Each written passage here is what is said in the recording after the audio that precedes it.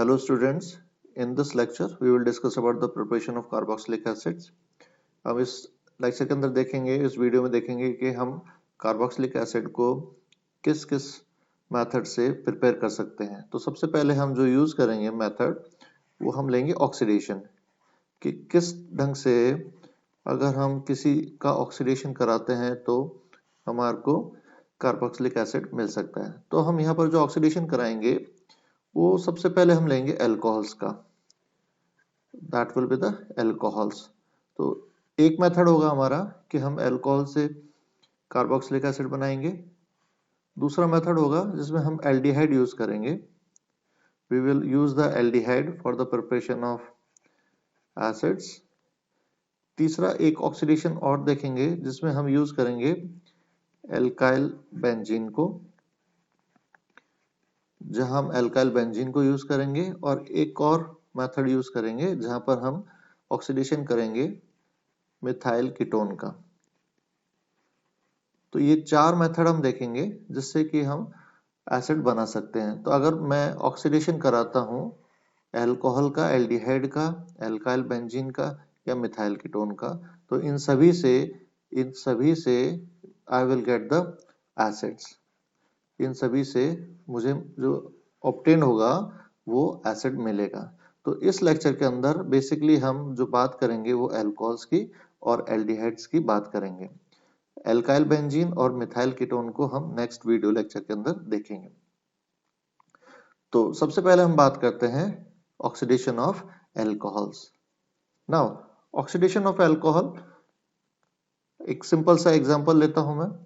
अगर सपोज हमारे पास कोई अल्कोहल है और उसका हम ऑक्सीडेशन करा रहे हैं, तो that will directly stop at the acid formation. वो बीच में एक एल्डिहाइड जरूर बनेगा, लेकिन वो भी सीधा कन्वर्ट हो जाएगा एसिड के अंदर, that will converted into acid. तो अगर हम ऑक्सीडेशन करा रहे हैं अल्कोहल का तो that will converted into acid. अब हमारे पास एक कंडीशन यहाँ आ गई कि यहाँ पर ऑक्सीडाइजिंग एजेंट्स हमें कौन से यूज करने पड़ेंगे। हमारे पास ऑक्सीडाइजिंग एजेंट्स क्या क्या हो सकते हैं जिससे कि हम अल्कोहल को एसिड के अंदर कन्वर्ट करा दें। तो कुछ ऑक्सीडाइजिंग एजेंट्स हैं, these are very important for oxidation of the alcohols. तो सबसे पहले हम कुछ एजेंट्स, ऑक्सीडाइजिंग एजेंट्स के बारे में बात कर लेते हैं। सबसे इंपॉर्टेंट है दैट इज KMnO4। और KMnO4 को हम किसी भी मीडियम के अंदर यूज कर सकते हैं। It will use in all mediums it can be use. कोई सा भी मीडियम हो, चाहे से वो एसिडिक मीडियम हो, चाहे से बेसिक मीडियम हो या न्यूट्रल मीडियम हो, ये सभी के अंदर वर्क करता है और सबसे बेस्ट ऑक्सीडाइजिंग एजेंट कहलाता है। दूसरा oxidising agent that is chromium oxide हम यूज कर सकते हैं, but chromium oxide is used in acidic medium. इसको हमें एसिडिक मीडियम के अंदर यूज करना पड़ता है। This is also a very strong oxidising agent. तीसरा हम यूज कर सकते हैं K2Cr2O7, potassium dichromate, that can also be used but it is also used in acidic medium. इसको भी हमें एसिडिक मीडियम के अंदर यूज करना पड़ता है। तो सबसे जो बेस्ट ऑक्सीडाइजिंग एजेंट है वो हमारा KMnO4, क्योंकि इसके लिए कोई सा भी मीडियम हो ये सभी में अच्छी तरह से वर्क करता है और ये एक स्ट्रॉन्ग ऑक्सीडाइजिंग एजेंट कहलाता है। तो फॉर एग्जांपल अगर मैं एक अल्कोहल लेता हूं, इथाइल अल्कोहल अगर मैं यूज कर रहा हूं,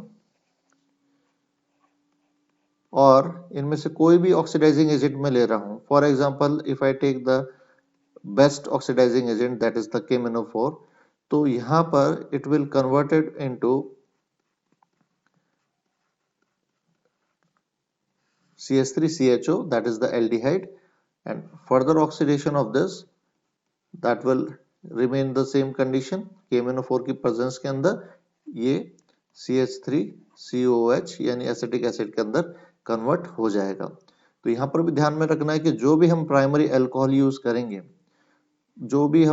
अल्कोहल यूज करेंगे, जितने भी उसमें कार्बन एटम होंगे उतने ही वो ऑक्सीडाइज होकर जो एसिड बनेगा उसके अंदर सेम कार्बन एटम रहते हैं। तो यानी अगर हमारे पास जो भी प्राइमरी अल्कोहल होगा, जो भी हमारा प्राइमरी अल्कोहल होगा जिसमें जितने कार्बन होंगे वो ऑक्सीडाइज होने के बाद जो कार्बोक्सिलिक एसिड बनेगा, कार्बोक्सिलिक एसिड जो ऑब्टेन्ड होगा that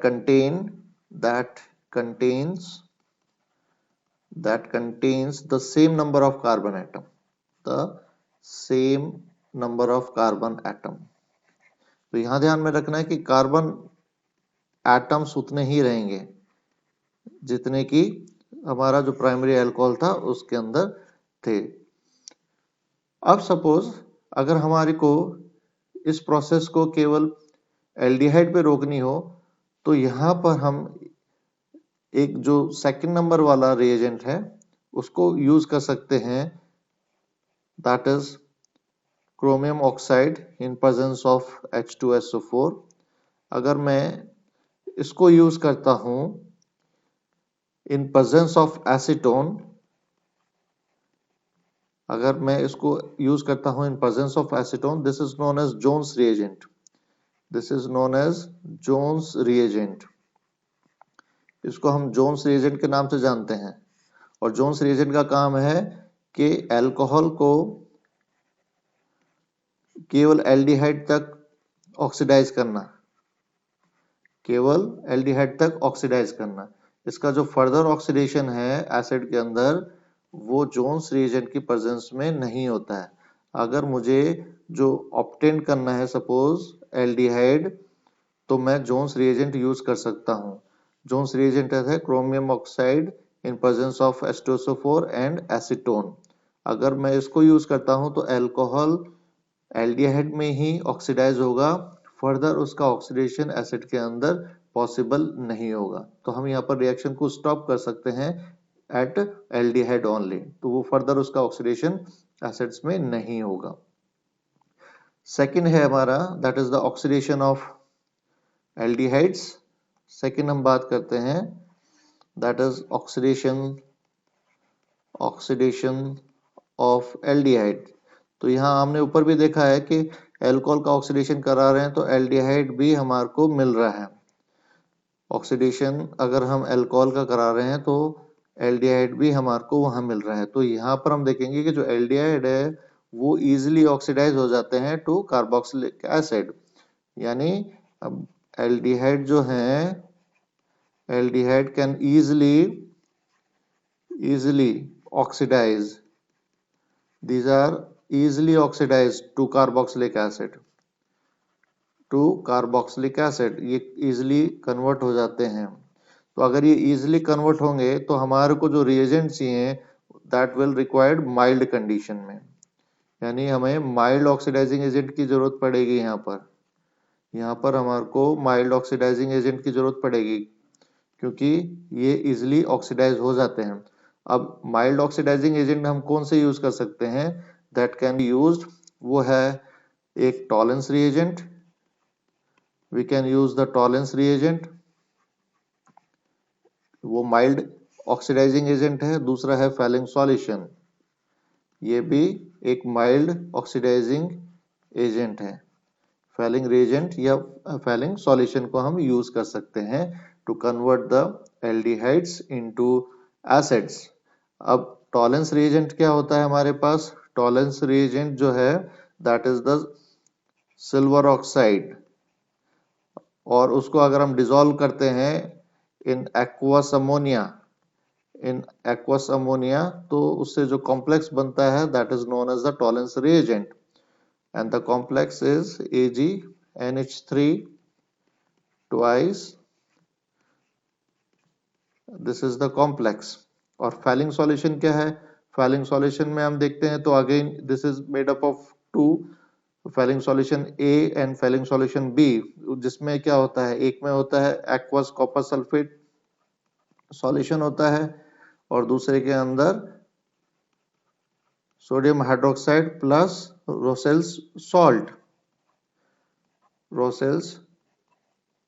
सॉल्ट होता है, इन दोनों के कॉम्बिनेशन को हम फैलिंग रिएजेंट कहते हैं। तो ये दोनों टॉलेंस रिएजेंट और फैलिंग सॉल्यूशन ये दोनों हैं वीक या हम कह सकते हैं mild oxidising agent, and that can be used to convert the aldehyde into alcohols, aldehyde into carboxylic acids. इनका कैसे रिएक्शन होगा, let's see the example. For example हमारे पास कोई एल्डिहाइड है और मैंने उसको टॉलेंस रिएजेंट से रिएक्शन कराया। If we oxidize in presence of tolerance reagent,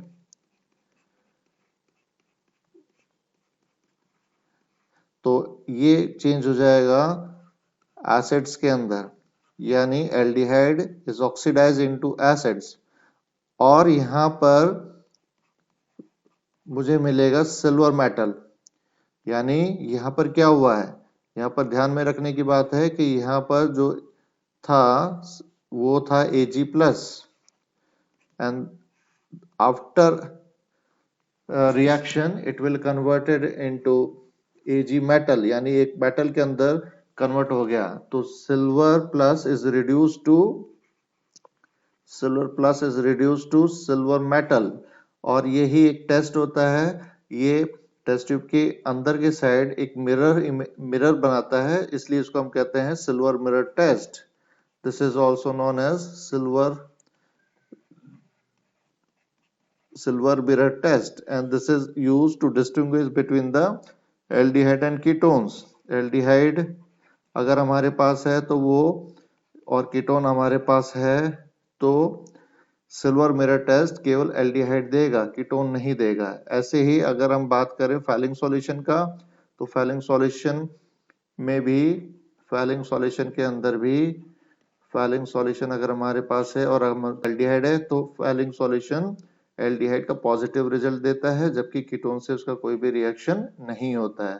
तो दोनों ही रिएजेंट, टॉलेंस रिएजेंट और Fehling solution, that can be used to distinguish between the aldehyde and ketones. तो दोनों ही केस में कीटोन ऑक्सीडाइज नहीं होता है। Now let's see the Fehling solution example. अगर हमारे पास सेम एल्डिहाइड है और मैं उसको फैलिंग सॉल्यूशन से रिएक्शन करा रहा हूं, तो उसमें जो क्यूप्रिक आयन है इसका कलर कैसा होता है, इसका कलर होता है ब्लू, इसका कलर होता है blue, this is a blue colour, and when it react with this will give you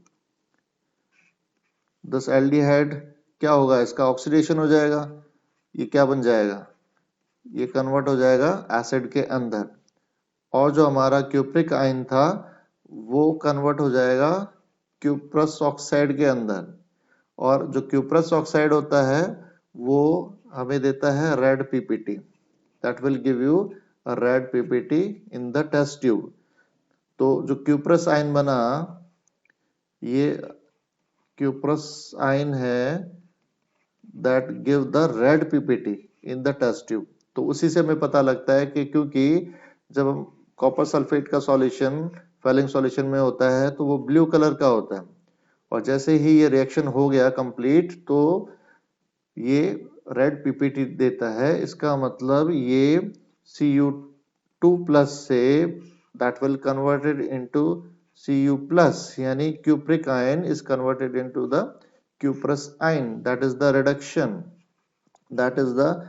reduction of metal। और जबकि यहाँ पर जो एल्डिहाइड है that is get oxidized into the acid। Ketone जल्दी सी reaction that cannot be easily oxidized, वो ketone जल्दी सी ऑक्सीडाइज नहीं होते हैं। Ketones are not easily oxidized, वो जल्दी सी ऑक्सीडाइज नहीं हो पाता है। उसके लिए हमारे को क्या करना पड़ता है, we have to do the prolong heating, हमारे को बहुत देर तक उसको हीटिंग करना पड़ता है, और हीटिंग भी इन अ स्ट्रॉन्ग ऑक्सीडाइजिंग एजेंट के अंदर ही वो कन्वर्ट हो सकता है, और उसके अंदर भी वो जितने कार्बन एटम्स हैं उतना नहीं मिलेगा। फॉर एग्जांपल अगर मैं एक कोई कीटोन लेके देखता हूं और उसका ऑक्सीडेशन करा रहा हूं in a drastic condition, for example if I take the ketone, मैं एक एसीटोन यूज कर रहा हूं और इसका ऑक्सीडेशन करा रहा हूं प्रोलॉन्ग हीटिंग के अंदर और स्ट्रॉन्ग ऑक्सीडाइजिंग एजेंट के अंदर, तो ये कन्वर्ट हो सकता है एसिड में, लेकिन जो एसिड मिलेगा उसके अंदर पूरे कार्बन एटम्स नहीं मिलेंगे। यहाँ पर जो lower carbon atoms will be found into the acids, यहाँ पर lower number of carbon atoms will be found, जबकि एल्डिहाइड के अंदर या अल्कोहल्स में हमने देखा था वहां पर number of carbon atoms decrease नहीं होते हैं। So this is all about the oxidation of alcohols and aldehydes to acids.